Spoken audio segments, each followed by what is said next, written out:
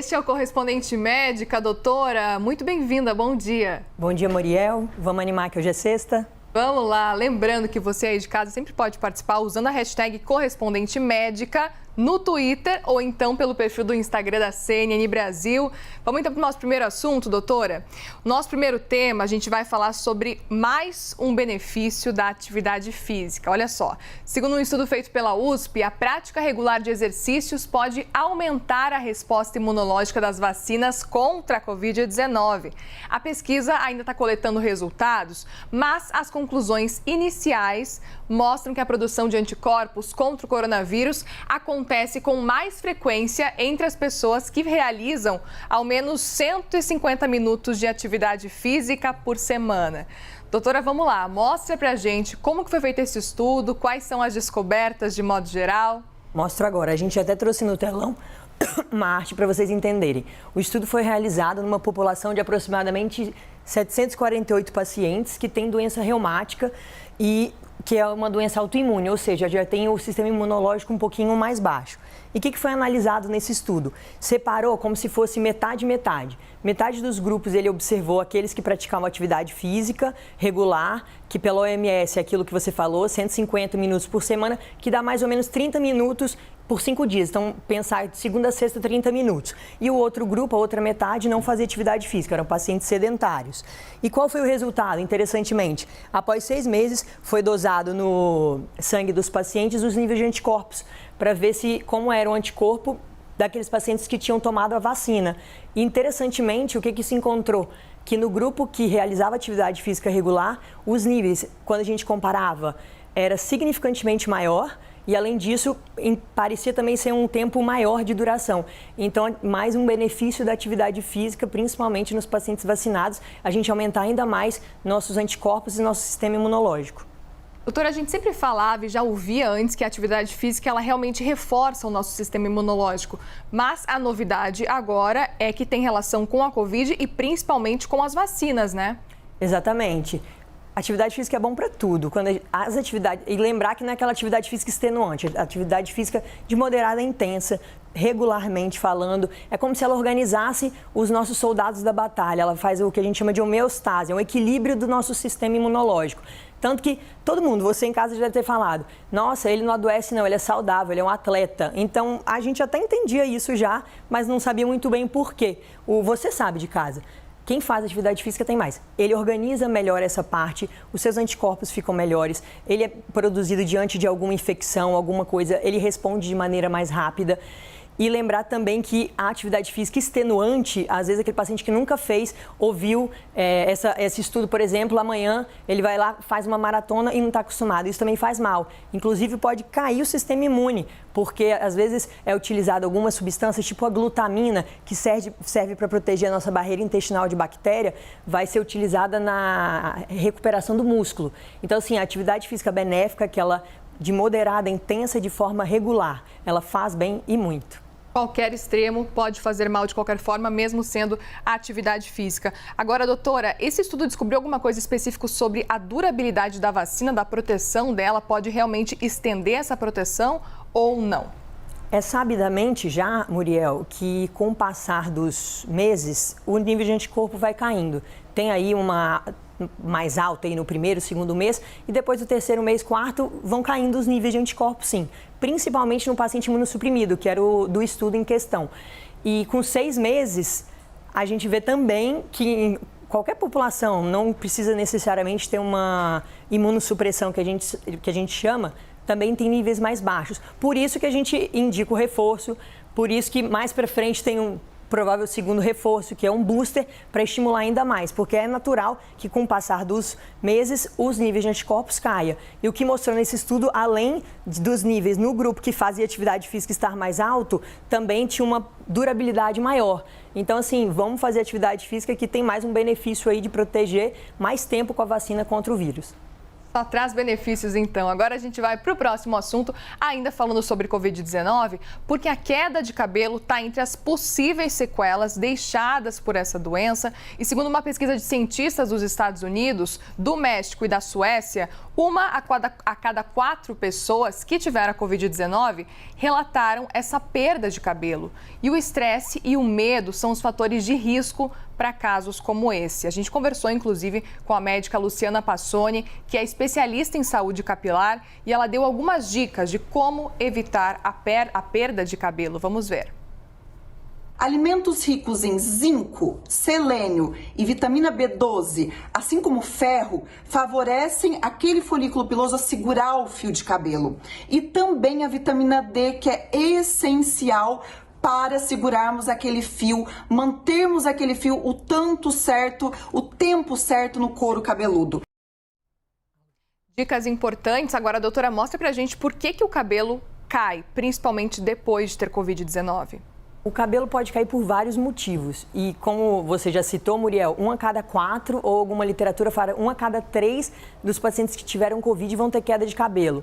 E não só caso grave, o que é ruim é que tanto caso leve, moderado a grave pode cursar com queda de cabelo.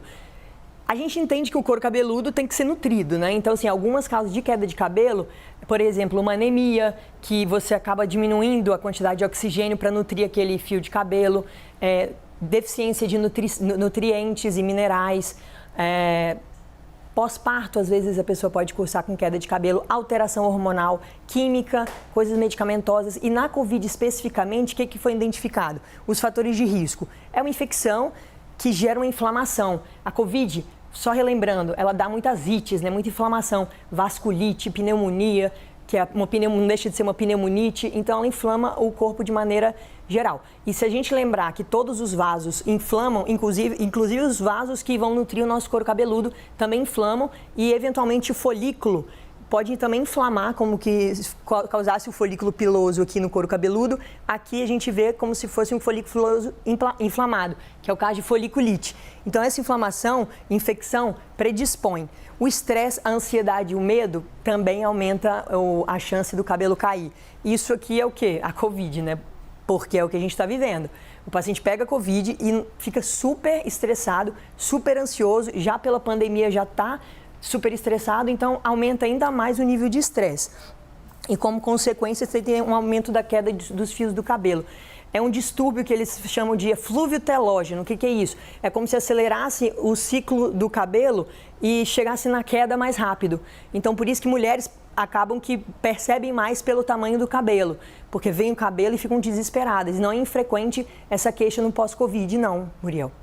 Pois é, doutora, existe aquela crença até de que na troca de estação também existe uma queda maior de cabelo, mas se a pessoa estiver logo depois se recuperando de Covid-19, a tendência é de que realmente essa queda de cabelo esteja acontecendo mais por causa da Covid-19 do que por causa de uma troca de estação, é isso? É possível que sim, e assim, claro que é o ideal, principalmente se for muita queda de cabelo, procurar um profissional, mas geralmente ela é transitória e mais para frente, após passar todo esse ciclo, a tendência é que volte ao normal o ciclo aí do folículo capilar. Agora, quais são os alimentos que podem ser consumidos para evitar ou retardar a queda de cabelo? Eu vou até anotar essas aí, porque meu cabelo cai muito, eu sempre adoro essas dicas. São ricos em nutrientes, né? Nozes, ovo, peixe, fruta vermelha, fruta cítrica também ajuda, cenoura é muito bom. Azeite, então são coisas que melhor... Comida saudável, né, Muriel? Nada que eu falo que a gente tem que descascar mais e desembalar menos. Então, evitar os industrializados e ir para feira, porque lá é onde a gente vai encontrar saúde. E essa queda de cabelo tem tratamento para além dessa alimentação balanceada, uma alimentação melhor? Tem algum tipo de tratamento específico, como remédios? Qual que é o profissional que as pessoas precisam procurar nessas horas? Tem sim, Muriel, tem tratamento, tem polivitamínicos, tem loção capilar, tem eventualmente tratamento tópico com algum tipo de laser. Então, assim, se teu cabelo está caindo, não aceite, vá atrás de um tratamento. E você me perguntou qual é o profissional. O profissional mais especialista nisso, geralmente é o dermatologista, que é especialista é o tricologista, trico de cabelo, de fio. Então, o especialista é ele. A gente vê, inclusive, muitas pessoas vendendo, fazendo propaganda daquelas balinhas que são milagrosas para crescer o cabelo. O ideal mesmo é procurar um especialista para, a partir disso, seguir um tratamento específico e não sair comprando qualquer coisa para crescimento de cabelo ou para evitar queda. Nunca. Sei lá o que tem nessa balinha, mas não vamos tomar essas balinhas milagrosas. Milagre não existe nessa coisa, né? Vamos acreditar sempre na ciência e inclusive, você passa, às vezes, num lugar tem loção mágica que cresce cabelo. Exato. Você não sabe nem o que tem. tem. Então, vamos evitar isso e procurar uma fonte certa, mais segura. Um tricologista, então. Doutora, a gente vai agora para o próximo assunto, porque a gente sempre pede para você de casa, você que está nos acompanhando nessa manhã aqui no Novo Dia, para mandar suas dúvidas e as sugestões pelas redes sociais, que a gente sempre pode abordar aqui no quadro. A gente recebeu uma sugestão muito interessante de um telespectador, vou até colocar aí para você ver a pergunta do Ulisses Silva. É o seguinte... Ele pergunta: o que o alto nível de ácido úrico pode causar, além das fortes dores nas junções, ou seja, dores nas juntas? E quais alimentos podem agravar o nível de ácido úrico? A partir disso, então, a gente tem várias perguntas para a gente conseguir explorar um pouquinho mais esse tema de ácido úrico que o Ulisses trouxe para a gente. Explica, então, do zero, doutora, o que é o ácido úrico? Ele é produzido pelo nosso corpo mesmo? Vamos falar de ácido úrico depois de Natal e Réveillon, né? Depois da comilança, todo mundo fica interessado. Ácido úrico, ele é um produto da degradação de uma substância do nosso organismo chamada purina, que é como se fosse uma substância naturalmente produzida na quebra dessa purina. A purina ela é encontrada na proteína. Então, muitos alimentos que a gente come tem a purina. E aí a purina, para você degradar e eliminá-la no xixi, na urina, você precisa quebrá-la. Usa até uma enzima, xantina oxidase, mas isso não vem ao caso. Você quela essa, é como se quebrasse essa purina e ela vira o ácido úrico. E o ácido úrico ele é excretado pelo xixi. E quais seriam os riscos do excesso do ácido úrico no corpo? O ácido úrico normal, assim, se a gente fala da população masculina, é em torno de 3 a 7 e nas mulheres em torno de 3 a 6. O excesso de ácido úrico seriam valores superiores a esse, 7 e 6 respectivamente. Valores acima de 10 miligramas por decilitro de ácido úrico já é a população que vai ter mais risco do que eu vou falar agora. E lembrar também que não é todo mundo que tem ácido úrico alto vai cursar com esses problemas, geralmente em torno de 20%. Quais são eles? Pode dar gota, porque o ácido úrico ele forma os cristais, tipo uma agulhinha chamada urato de sódio, que pode depositar na pele, pode depositar nas juntas, que faz os quadros de gota e os quadros de artrite. Também pode causar nefrite, porque também é como se inflamasse o rim, gerando insuficiência renal, e o famoso cálculo renal, ou pedra dos rins, que tem várias causas, e uma das causas são as pedras de ácido úrico.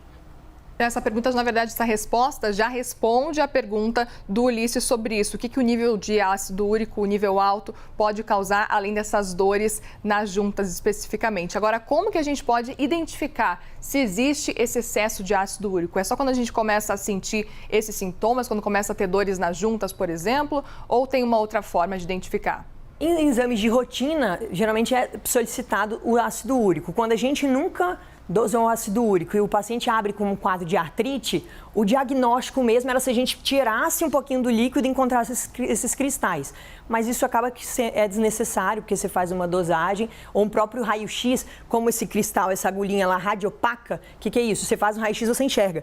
Então você consegue saber que aquela artrite, aquela inflamação é secundária ao ácido úrico alto. Porque todo mundo tem uma primeira vez que desenvolveu aquele quadro, né? Então a gota, ela é diagnosticada com sintoma mesmo. Você vai ver o podagra, você vê aquele pé, o dedão, principalmente em homem, geralmente dá em membro inferior, joelho e perna, mas pode dar em qualquer uma das juntas. A inflamação, o dedo fica bem inchado, bem vermelho, bem doloroso. E quando você tem esse sintoma, junto ainda do exame de sangue, que é o ácido úrico, como eu acabei me antecipando e falei, no nível elevado, em homens 7, mulheres 6 e acima de 10, que geralmente a gente tem esses sintomas, a gente acaba fazendo o diagnóstico.